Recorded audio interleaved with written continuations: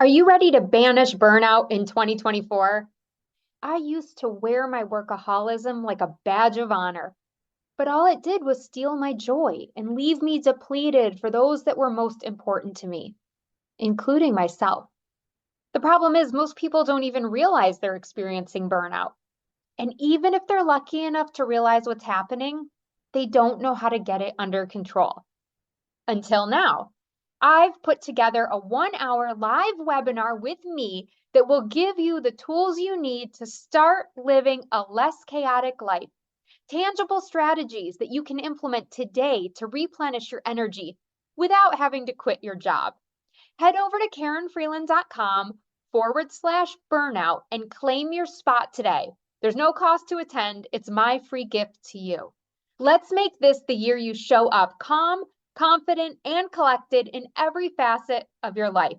Visit KarenFreeland.com/burnout right now to learn more and sign up. See you there. Welcome to Rock Your Reinvention, the show for high-achieving career women who refuse to settle for mediocrity and aren't afraid to take bold action. This is a place where you can authentically show up, where every dream and goal can be validated and achieved. Hi, I'm your host, Karen Freeland, a certified life reinvention coach, speaker, and award-winning author. I'm here to give you the tips, tools, and strategies to help you shift your mindset, build your confidence, and take meaningful actions so you can rock your reinvention. Ready to go from stuck to thriving? Let's go. All right. Hey, everybody. Welcome back to Rock Your Reinvention. I am so excited for today's guest. She's interviewed me before on her podcast, and now I get a chance to put Miss Katie Turner in the hot seat. Welcome, Katie.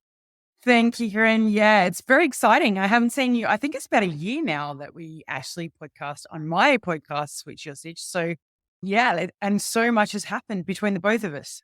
Yes. Oh, it's probably been more than a year. And you had a recent update on Facebook, and I was like, whoa, this is a major reinvention. We got to talk about this on the show. So it's just perfect timing. Great timing. Yeah, a huge shift, huge change. So I'm excited to let your viewers and listeners know how it came about, what happened, and yeah, huge reinvention. Yeah, and all the way from Australia. So we're like, we've gone global here now. This is pretty exciting. Yeah. Yeah, so before I dive into all the questions, why don't you just take a moment to introduce people to who you are, tell us a little bit about you, what you do, and maybe a fun fact. Sure. So I am Katie Turner. I have my own podcast, Switch Your Sitch. I've worked for myself for the last 20 years in different capacities. So I've been a personal trainer, had a fitness business, I have a media company, and I invented the world's first, what we call buckle bandage. So the first seat belt burn prevention tool for children. So we actually came up with that idea about 10 years ago. And over a long period, we had so many compliance factors that we had to take into consideration, environmental sustainability. So that was a long, huge process as well. And we launched about 2 years ago now. So yeah, different pockets, different businesses, serial entrepreneur, haven't worked for somebody for 20 years. And I asked my daughter last night, she's actually the co-founder of our new business and the reinvention business, which is called DVine Experiences. So we have just launched a food and wine tour business. We've moved, we sold everything up in Sydney. We'll unpack that a little bit later. And my husband and my daughter and I have launched a food and wine tour business. And I asked her, I said, what's a fun fact about me last night? And she said, you drink too much coffee. I was like, okay. That could be my fun fact or my vice, or so it's better than ice and probably better than too much alcohol. So there you go. I mean, it could be worse, right? That's right. Exactly. No one's going to beat you up for drinking too much coffee. Oh, that's great. And I love that her perspective was too much coffee, right? Not just that you drink coffee, but that it's too much. Too much coffee, yes. I was too like, cute. You're noticing boundaries already. Yes. And how old is she? She's 9. 9. Yeah. That's awesome. Got to start them early. Very early. Yep. She's on the bandwagon as well. So she's promoting our new business left, right, and center, which is getting into the sales skills.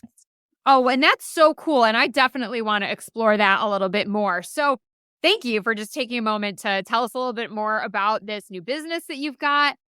But I really want to understand that moment. What was going on for you when you were like, okay, we've got all these businesses. I mean, you've already described all these things that you had your hands in, the podcast, all this stuff. And you were like, you know what? I think we need to sell our house, move, and we're going to open DVine Experiences. What was going on? How'd you work that out? Yeah, good question. So my husband and I had two businesses, well, multiple businesses under the one roof during COVID. And obviously that affected everybody. Everybody pivoted more times and they changed their underwear. And we had 5 days off together in January. We have a little investment unit, holiday unit up in Port Macquarie where we've moved to. And we had 5 nights together, which is kind of unheard of for both of us to be able to take that time away together as a family. And it was always the trajectory that we were going to end up here. And we just both kind of put our hands in the air and said, it's time. I can't do it anymore. We're both burnt out. We were chasing our tails, working 7 days a week. And on top of that, like everywhere else in the world, inflation hit and interest rates went up.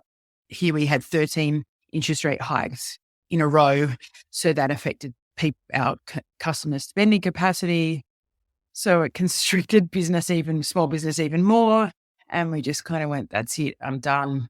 I'm sick of being a rat in a wheel, and life's got to change. Otherwise we will have no quality of family time together. Oh, quality of life is so important. And I think we all come to that realization sometimes at different stages in our life. But it's like, what is the point of doing this if I'm going to be miserable and never get to spend any time with the people who mean the most to me? That's right. I think as an entrepreneur and business owner, the reason that we do it is because we have a passion for it, but we also love the flexibility of that work-life balance. I don't know if there is any balance, but when that kind of gets thrown out the window, and you feel like, I was looking at people around me who are tied to 30-year mortgages that they're never going to pay off and never going to be able to afford to go on holidays, and all of that. I just think, life is definitely. This is not why we got into it. Yeah. It's definitely for a bit more flexibility and there has to be some payoff being your own boss in terms of no superannuation, no holiday pay, no sick pay. There has to be the other side of it. So we're starting to lose that. Yeah. Well, good for you for being brave enough to admit that and to confront it and to do something about it. Because I think there's a lot of entrepreneurs out there, probably some who are listening, that are like, yeah, I'm in your boat and I'm struggling and I'm drowning and I'm not having any time to spend with people, but I don't know how to get out of that. I don't know how to make that shift. So what kinds of things did you consider when you were making this decision and this major life shift? I mean, obviously some of that, like work-life balance, right? But were there other things? Did you look at your finances, or what else did you consider? Yeah, great question. Look, my niche in my media company is strategy. So everything behind what I do has a strategy, and it was putting wheels in motion in January, and we didn't actually move until September. So there is calculated risk behind it. But yeah, I suppose the biggest shift obviously was finances. We had to understand that, how we were living in Sydney was going to invariably change when we moved a bit more regionally. And, we probably earn a third now, currently building another business as of what we were earning prior to the move, but we couldn't be happier. But yeah, adjusting your finances, understanding, there's going to be life shifts, there's going to be spending shifts, there's going to be consumption shifts. But, having this word, and I did a great podcast with a gentleman who did similar, and he said, you just have this word and it's enough. How much do you need? What is enough? And that really played into it. But yeah, there was definitely a strategy behind it. It took 10 months to make that transition successfully. We've moved twice. We moved into a rental before we bought again to make sure that we were buying, and we've bought our forever home now. So I've moved over, like I was doing the calculations with my husband, I've never really had a home. Like I moved over 30 times in my lifetime, and I've never been attached to a house or a home. Growing up, I was brought up by a single mum and we moved a fair bit, but this is definitely my forever home and something Oh, water. that's like extra special knowing that Yeah, context, right? That you have that place to truly call home and that that's grounding right. and that foundation. And, prior to this, part of that, I was working 24/7 is because, as much as I wanted to be at home with my family, it was never, I wanted to be at home, but now I don't want to work again. No. Yeah, it definitely has a huge shift in the way you think. Yeah. And I love that you mentioned that whole concept of enough because really you can get stuck on this hedonic treadmill of trying to get the next thing, the next thing, the next thing. And there's always going to be somebody richer than you. There's always going to be somebody that has more toys than you or more clothes than you or whatever. And I was just like, this feels so empty to me. It's not bringing me happiness. I mean, but a second, there's a burst of happiness when you first get it. And then it just sits in your closet or whatever. And I'm like, what? Am I broken? Because everyone else in the world seems to be really happy having this materialistic lifestyle. And Yeah. it's not fulfilling me. So I thought I was super broken for a long time. So I love when other women are like, no, at some point, you actually do have enough and you can just exist in that. And I actually shifting a whole house. The last house that we lived in was for 10 years. So that's a long time for me. And it made me sick with how much we've consumed and how much we've had to give away or throw away. And, we really downsized. And my wardrobe, I was ridiculously sick to the stomach to think I've spent that much money on clothes and for what? Right, And exactly. we're really embraced that now we shop at op shops and, if we buy something and we wear it 3 times, we then give it back to the op shop so they can resell it and try to keep it in as good fashion as possible. So we really have got a sustainability factor behind everything that we do. That is so cool that you have weaved what was probably a business principle and brought it into your own home life. Or maybe it started as a home thing and then you brought it into your business. But I just think when we live in congruency with our values at home and in our businesses, whether we have a business or we work for someone else's business, we are so much happier when all of that stuff is aligned. Yeah, and I think this is the first time in 45 years it's ever been aligned, everything at once. Wow. And I'm not saying that, that there aren't glitches or issues or whatever, but yeah, definitely purpose built, the happiest I have been for forever. Okay, so you also mentioned your podcast at the beginning, which is called Switch Your Sitch. And like I said, I had the pleasure of being on, which was so much fun. Why do you think you became a podcaster in the first place? And is this still part of the plan going forward? Like, I was on Bondi Radio here in Sydney for a while with my co-host, and he actually came to me and said, I want to open a podcasting studio. And I was like, okay. And this was before podcasting was even a huge thing. And I said, okay, well, we can't just open a studio without a business strategy. So I put the business model behind it.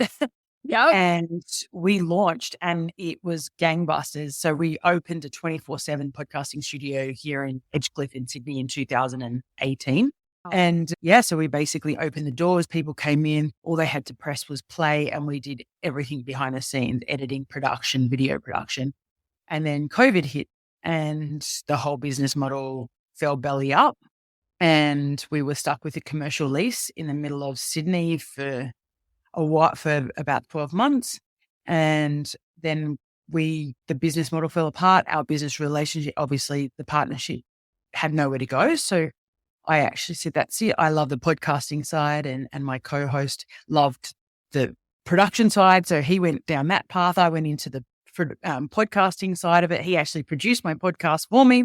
And Switch Your Sitch, actually, it was made, and here am I switching my sitch after the 12 months. Yeah, I've cut 76 episodes or so. Whether I jump back on that bandwagon, we'll wait to see. I really want to throw my efforts into building up our wine and tour business here. It's fun. It's something the whole family can do. I'm a big believer in the universe. If anybody needs any somewhat faith in that sliding doors moment, the universe has you backed. And I've never believed that as much as I have this year. Just small things like we put an offer in what we thought was going to be our forever home in February and asked for a long settlement. And it was argy-bargy back and forth. I'm like, this home, and we didn't end up getting it. And we ended up moving into a rental. And I was like, why is it so difficult? And then the next home came along, which had everything and more. And just all of us walked in and went, wow. And I'm like, thank you. That is why Yes. that home. And yeah, everything happens at the right time for the right reasons. Yeah. And it's so frustrating in the moment because we don't see the big picture. And we say we're going to trust the universe. And then when something doesn't go right, we're like, but wait, no, it's supposed to be easy and everything's supposed to happen the way I want it. And it doesn't. And for good reason, because look at that. You now are in the real forever home, the real home That's for me right. to be in. And I mean, we walked in on a Saturday, looked at it, fell in love, put an offer in, and we bought it on Sunday. So it was like, that's meant to be. Like, yeah, there's so many signs out there, I think, that we all kind of work against, but Mhm. there is Yeah. a power. And I'm curious too, because one of my clients and I, we always talk about the full body yes, right? She just knows in her body when something is a yes or a no, or it needs more exploration. So for you, how did you just know when you walked in that house? Like, what did you experience that let you know, like, yes, this is the one?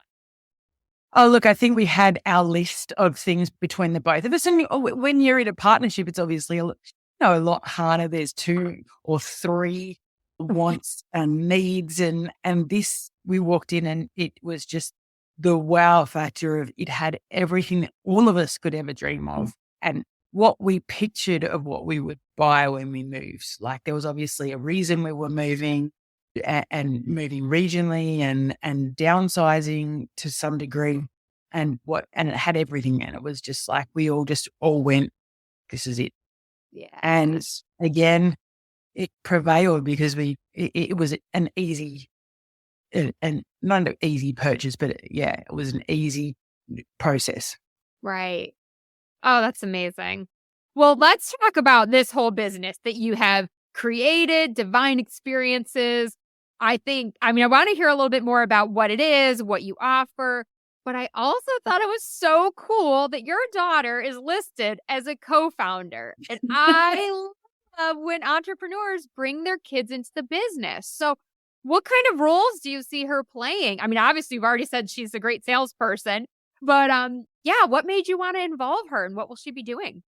Look, I think that her generation, that entrepreneurial small business owner will be at least 50% of that generation that will own their own business. You know, they all want to be YouTubers already and they don't really, the flexibility is going to be a huge want of that generation. There's no more of this 9 to 5 Monday, Friday. We're seeing that work paradigm shift hugely, and I've listened to podcasts with Gary Vaynerchuk, and the reason that we did the 9 to 5 is because that we were all, in a factory and you needed to be hands-on. And now with the prevalence of technology, there's no need to have a 40-hour 9 to 5 Monday to Friday work week. And I think we're seeing that workforce come away. So their generation is definitely going to be, a lot more self-sufficient, revenue raising. And so I wanted her to see that process from ground up. And both my husband and her father and I have owned our own businesses for 20 years. So it's kind of in her blood per se.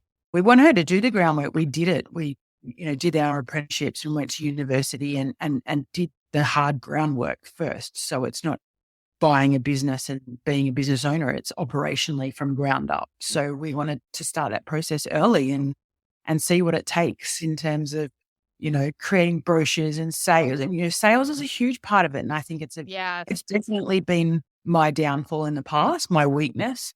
So I think if you can nail that at 9 and have as many practice, because it is about getting over the fear of failure. It's about rejection. And that's, if you can get over that at at a young age, then I think it's definitely setting you up for a skill set that's advantageous when you're older. Oh, yeah. I mean, and I never thought about this, but we're constantly selling, whether we have our own business or we work in a corporate setting, because you got to sell ideas. You got to get people to believe in your vision and to take action. And that in and of itself is a sales skill. So I think a lot of us are selling and not realizing it. But yeah, the more you can be comfortable with giving your offer, I mean, just the better your business is going to do. So why not teach them that young? And finding your value proposition, whether it's in a business capacity or in a personal capacity, understanding what your strengths are, and I don't like to call them weaknesses. I like to call them what we can improve upon or better. So yeah, I definitely think that they're skill sets that can be taken for life. Yeah, for sure. Well, another skill set, and we touched on it briefly, is this whole idea of work-life balance, because I do think that creating balance in our life takes a little bit of work and intentional living. So as a wife and a mom, how do you ensure that you're keeping your priorities straight? I'm an early bird. So like I said, when you said 5 a.m., I was like, sweet, because 8 o'clock at night doesn't work. I'm burnt out. That's my family time. So yeah, I'm up at 5 o'clock every morning. I basically work for an hour and a half and then I'm hit the gym, come home. I've already made lunches, off to school. And then I've already done an hour and a half of quality work time before I even hit the gym. And exercise to me is a constant. It's a staple. It's something that is in my life for a number of reasons. Everybody understands, but mostly productivity. Like I know when I train every morning, I train 5 days a week, that my productivity is through the roof. And obviously mental health, physical health, all those things come into play. So that's a staple of my life. Yeah. But by 4 o'clock, I'm almost done my work day. So I have this rule that from kids pick up to at least 5:30, that's my quality time with Matilda and with my husband if he's home, and the phone doesn't get touched. I don't answer emails. And that's, everybody will have their different quality time, but that's no phones, no tech. My VA, there's no work going on there whatsoever. And then I'm an early to bed. I'm in bed by 9 o'clock every night pretty much. So whether it's balance or not, I now work weekends because tours are obviously on weekends. So, but that gives quality time for my husband and my daughter. And she sometimes jumps on the tour with us. So Yeah. And that's the thing too. It's like, again, we sometimes look at society and what society is telling us, right? And so a lot of entrepreneurs out there are like, well, I only work 4-hour work week, right? There's that book, The 4-Hour Work Week. I don't know how that happens. Right? Well, I don't get it. So what happens is we look at our own situation and we go, oh, I must be doing something wrong because I'm not working 4 hours as an entrepreneur. Well, it's not about right and wrong. It's about what works for your system, what gives you that purpose-built life that you've been looking for. Yeah. And if that means working at 5 a.m. for an hour and a half and then totally turning it off from 4 to 5:30, then that's what works. If working on the weekends because your business is a tour business when people are doing events, and I think I read on your website we call them bachelorette and bachelor parties, but it's like hen and stags, right? Yes. So those kinds of parties, right, where you're going out for a wild weekend before you tie the knot. But yeah, those are going to be on the weekends. But you're doing something that you love and helping people have these amazing experiences at the most important moments of their lives. Like, why would you not want to be a part of that? That sounds so cool and so fun. So I'm sure there's days where it feels like work, but I bet there's a lot of days where it doesn't. And it just feels like having a great time. I said to my husband after the first one I did, I kind of came off this tour on a bit of a high. Like, you're creating amazing experiences that people will talk about, that they've spent money on, that life experiences and I've always been in the business of people since I was, my first job was in hospitality. And I think those skill sets are really important as well as being customer focused. But everything I do in every business capacity has always been about creating an experience for customers. And this is like experience on steroids that you can be part of. So it's exciting. It's very fun. I had a fitness business in Sydney, obviously. And that can be quite draining because people don't want to exercise inherently. So like everybody wants to drink and have fun. So yeah, it's definitely a different game changer. Oh, yes. I totally see that in my clients sometimes. Going back to that point of, you were saying what works. And I think that we haven't had a routine really since for 20 years. So we've just done what works for us. But I think that social media can play a part. I think that pressure again of what you should do, what you shouldn't do. I remember having Tilly and somebody said, read this book. They should be sleeping at this time. And, I'm like, oh my gosh, like there's no routine with kids. It's what works for you. So I think that's really important. Yeah. Get rid of the noise and find something that works for you. Oh, that is such good advice. I hope everyone is taking notes. This is good stuff here. Good stuff. Okay, well, speaking of tips, what would you say is your biggest tip for women listening that want to start a business of their own? Look, I think if you're feeling that you already know when it's time and you're feeling that, you do definitely have to have a strategy in place. And I think that's coming down to visualizing what your life on the other side of it looks like and then developing a plan as to how you're going to get there. And it won't happen overnight. Be strategic about it. If you feel stuck, find somebody that can help you, like yourself as a life coach or as, myself, or somebody who can help create that strategy that will get you to the end. Don't just sell everything up and jump ship. There definitely has to be, a strategy behind it. Have that word of enough, what is it that we need? And, I think it puts it into perspective of what's happening in the global environment at the moment. I feel so grateful and lucky, for where we live and not to be in a war-torn country at the moment, between Ukraine and the Gaza Strip and everything that's going on there, put your life into perspective as well. Yeah, because life is so short and it's not always promised and we don't know what tomorrow holds for us. So why not make the most of today? Definitely. And there is so much opportunity out there for everybody. Like, I think this notion of, well, if you're successful, I can't be, or you've come up with that idea, especially in today's world, with the internet. And I'm a huge Gary Vee fan, so I listen to a lot of his podcasts, and it's true. Like, there's so much opportunity out in the world today, but without a plan or without a strategy, it just won't happen. Yeah. And I'm so glad that you were open about how long some of these shifts took, because I think everybody, to the outsider looking in, like they just see the move, right? They don't see the 10 months of plotting and planning of putting an offer in one house and not getting it and then having to retool what you're going to do next. And so people think, that this was just so easy for them or they succeeded overnight. And it's like, no one succeeds overnight. These are not easy things to do, but they can be easier when we recognize that there needs to be a plan, that these things don't always go the way we want, and we don't let that deter us from going forward. Yeah, look, even selling our house, there was a number behind what we had to get before we could move.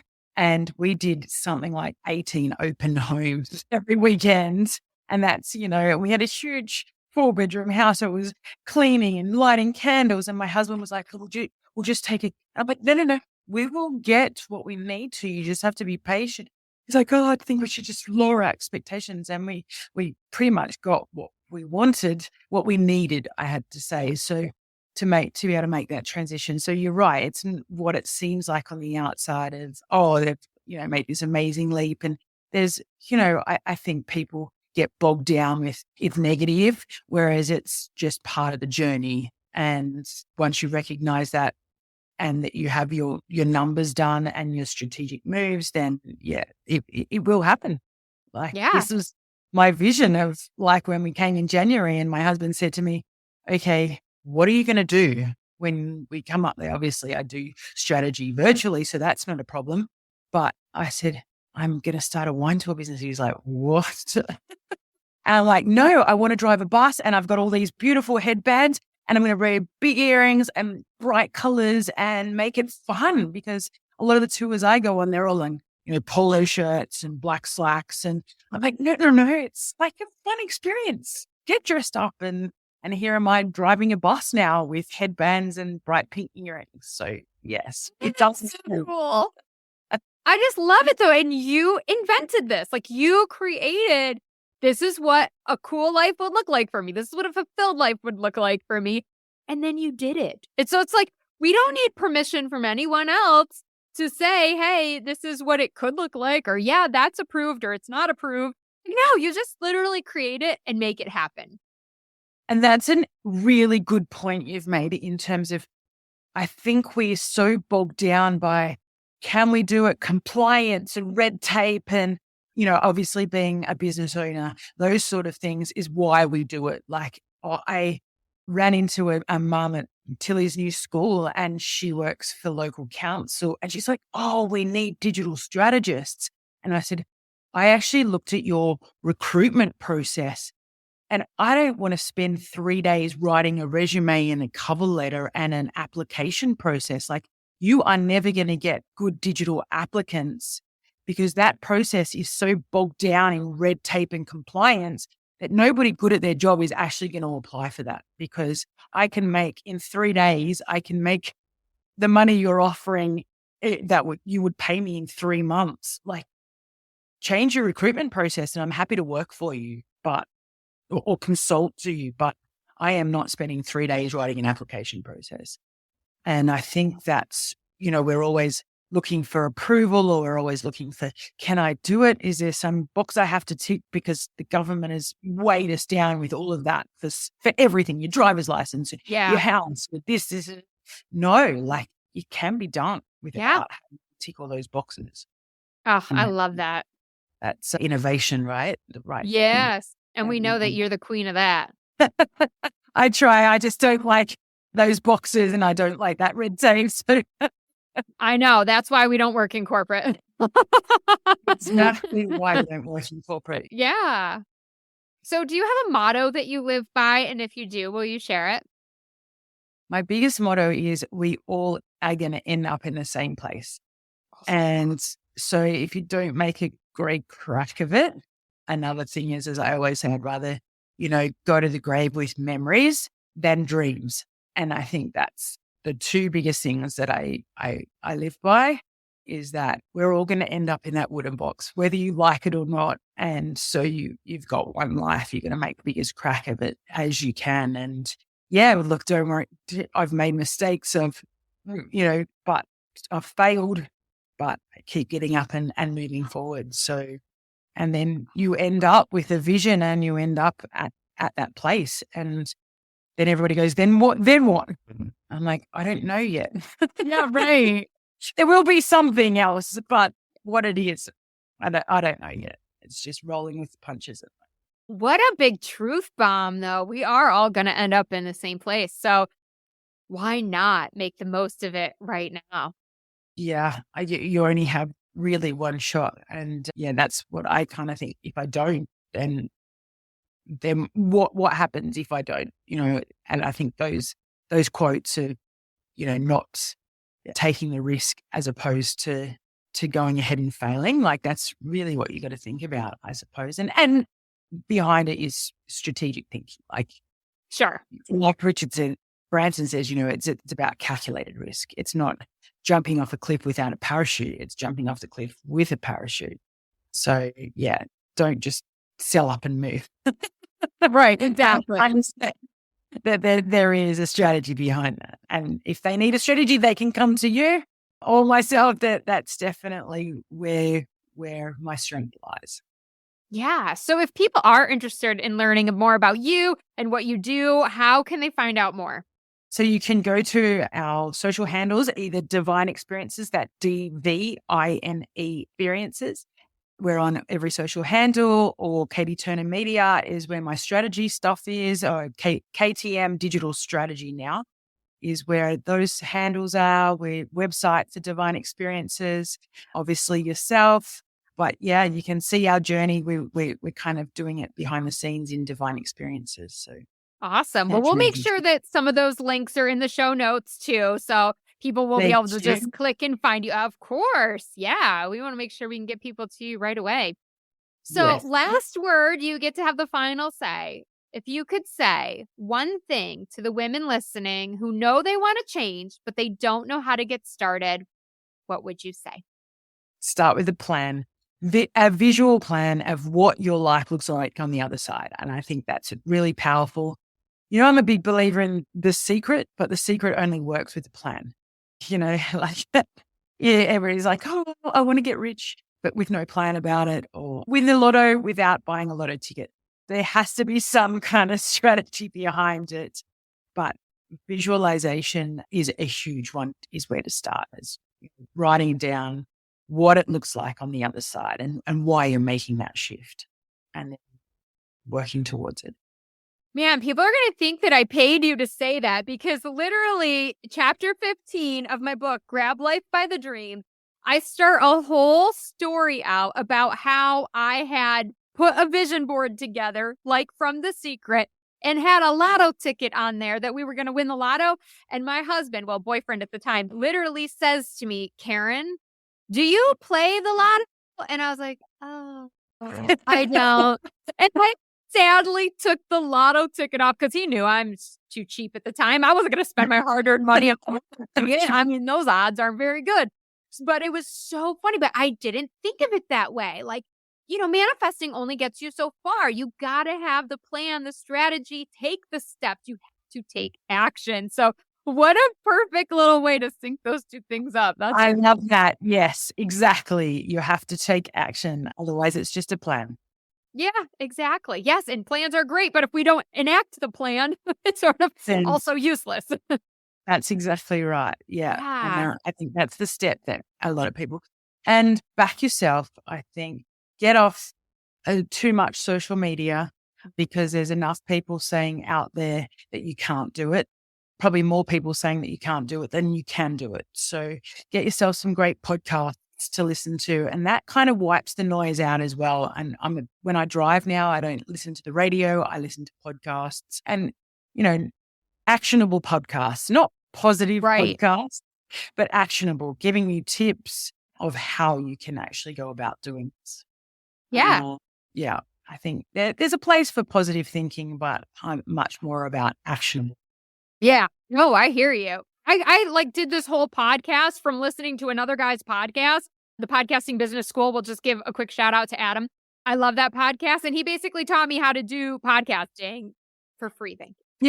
Yeah, exactly. I mean, there's so many resources out there these days that, unfortunately you don't have to pay for a great deal, but yeah, it's education at our fingertips. And I think, we should be spending our time upgrading, upskilling, learning, rather than social media noise, which people scrolling. So podcast over scrolling, definitely.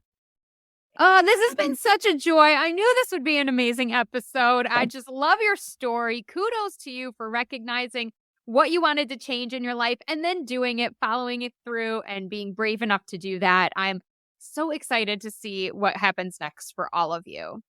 Thank you. Yeah. And I think that brave, just quickly, I know we have to go, but that brave point is that when you're in it, you don't think anything of it. Like, I don't think people say to you, oh, you're brave. I'm like, oh, but I just did it. Like, it wasn't fearful or brave. It was just like, yeah, I had to make a change, and then the punches roll and you just get on that journey. And I suppose it's brave. It's what needed to happen for this. Right. Yeah, I think sometimes we don't give ourselves enough credit for how brave we really are and bold, because there's a lot of people that will do what you're doing. There's a lot of people who even listen to this podcast and go, that sounds great, but that's not for me. But that's right.